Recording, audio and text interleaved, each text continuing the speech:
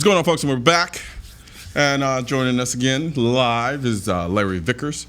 And before we went to break, we were kind of mentioning about some of the projects that you had going on. You started this series initially with the 1911, and now available for purchase is the AR-15. So for people who don't know too much about this coffee table book series, kind of break it down for them and explain what kind of started all of this. Well, my buddy Ken Hackathorn, mentioned a while back. He said, "Larry, you ought to think about doing a series of coffee table books." Mm-hmm. I thought, I've thought about that, but dude, I'm one. I mean, I can't. I got to have somebody help me with photos and editing, and I'm one guy, and I'm a busy dude just like you. Yeah. So, sure enough, out of the blue, I had a guy by the name of James Rupley from Nashville, Tennessee, get a hold of me with the idea, hey, have you ever thought about doing a series of coffee table books? And I called him up on the phone and I said, bro, your timing is perfect. And he drove down to where I was at, and as it turned out, I could not have asked for a better guy to do it with, because he is Mr. Attention to Detail. Gotcha. I mean, he dots the I's and crosses the T's to the nth degree. And we got to talking, and he's like, kind of got a name in the 1911 world in my background, so why not start with it? And bro, I got to be honest with you, it is sold beyond our wildest expectations. Yeah. I'm still blown away to this day. We printed 1,500 of them, and they sold out in 5 months. That's incredible. I mean, you're talking about the cheapest one's $95. Yeah. Yeah, no, I bought one. I bought the AR-15 special, the limited edition version today. Limited edition. Yeah, I mean, and I initially wanted to get the 1911 one.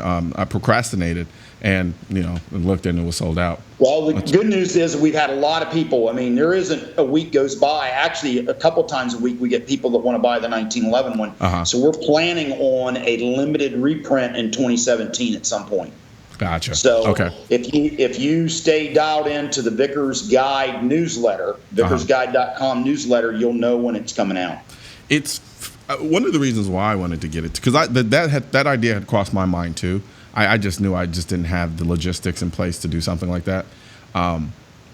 But I personally got it because I wanted it to serve as a gateway. I think a lot of people, I think we even do it too. We relegate the firearm into this kind of space of only utility, and which is understandable. However, I think a coffee table book, especially this particular coffee table book, sitting in my living room, when I have guests that come over, because not everybody I know is pro-gun, but there's something very easy and kind of welcoming about a coffee table book about guns, especially presented in the layout in which you had it. It makes the gun beautiful, and I challenge anybody who, whether you be anti-gun, buy anti-gun, or whatever the case may be, to look through a book like this and now walk away saying that was kind of beautiful. And then I think from there it kind of almost serve as changing the perspective for a lot of people. And then go ahead. Agreed. I mean, let's face it, they're fascinating mechanical devices. Yeah. I mean, they're some of the most, that's why at the end of the day, why people like us are so intrigued by them, because they are incredible mechanical devices. Yeah. I mean, they're unbelievable. I think also when you look at people like you and I too, our interests don't stop there. They tend to continue on into other facets as well. Like you're a watch guy. I am too. I was scrolling through your Instagram feed, and you had the 50th anniversary Submariner. And I mean, actually, I usually wear kind of like an Apple Watch when I shoot. I notice you have your Submariner on pretty regularly when you shoot. Yeah. So I take it you have a lot of confidence in that watch. Well, and here's my deal. I was doing one of these things where this is my phone or my watch, right? Yeah. The iPhone, and my son's like, "You got these nice watches. Why aren't you wearing them? Yeah. What are you waiting for?" And I went, "You know what? He's right." So now I try to wear one of my nice watches all the time. Yeah, I'm from the digital age generation, and so for me, I look at the Apple Watch, I'm like, but now at the same time, I oddly enough, I've started developing even more appreciation for the more analog aspects. Sure. And I remember I was talking to my friend. We were talking about the GMT, and it's GMT. You can keep the multiple time zones, and then you also have I forgot which one it was. God, the name escapes me, but I was like, and he was like, man, it's crazy how high tech these watches are, and I was like, that's actually kind of low tech, and he's like, no, think about it. These are mechanical functions that are actually able to manage the time in the way that they do, versus something like an Apple Watch, which inevitably will die at some point, or like the battery will run out. But I mean, the mechanical watch, technically speaking, can run forever. Yeah, I agree. And you bring up an interesting point. I've yet to meet a guy who's a serious gun guy that isn't at least a watch guy on some level, and also at least a car guy on some level. You do not want to get me talking cars. Oh man, I'm telling you, we will be here all day. Yeah. But you got me talking cars, so now we're going to talk cars. Yeah, I mean, those three go together. Yeah. Those three go together. If a gun guy is bare minimum a watch guy to some degree, and bare minimum a car guy to some degree. They go together. Absolutely. Now, what from an automotive perspective, what tends to be your preference?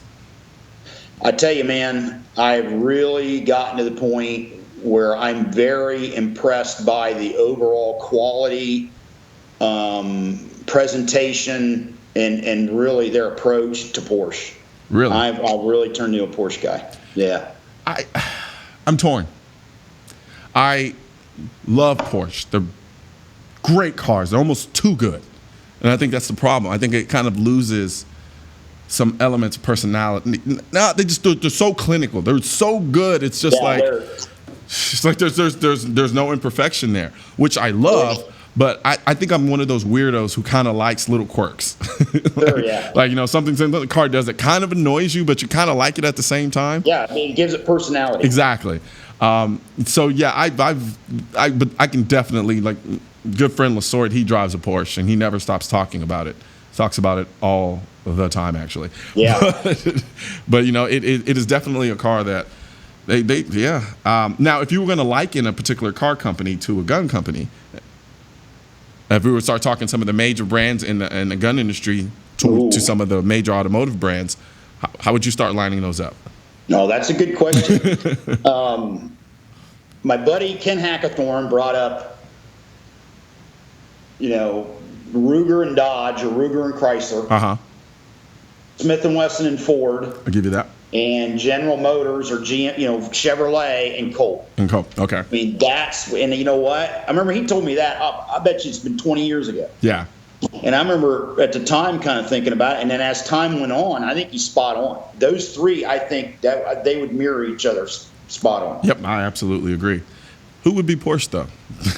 The closest brand to Porsche would be HK. I think so, too. Now, I do flirt back and forth with SIG and HK. No? Here's my call. Personal opinion. I would call HK the equivalent to Porsche, but actually, to be brutally honest, Porsche is on a different level than HK. I agree. I absolutely you know what I'm talking about. Yep, absolutely. Sure do. It's kind of which one is closest to being the equivalent. Yeah. I do believe Porsche is kind of in its own realm. Yeah. To be honest, like I said, they've mastered what they do so well. You really, honestly, it's kind of in its own little I agree 100%, and you're right. It's almost like clinical. Yeah. I mean, they're obsessive. Yeah. Well, man, it's been a blast, man. I really thoroughly enjoyed this conversation, and I hope that you join us again at some point. Absolutely, bro, and I loved it. Yes, sir. Absolutely. Had a blast, man. Well, you take care, and if you haven't already, be sure to go online and order your AR-15 coffee table book. I've ordered mine, so do what I do, and do it as I say. Thanks very much, Larry. Thanks, man. All right, you take care. All right, I'm Colion Noir, and that was another episode of See 'em Live, and I'm out.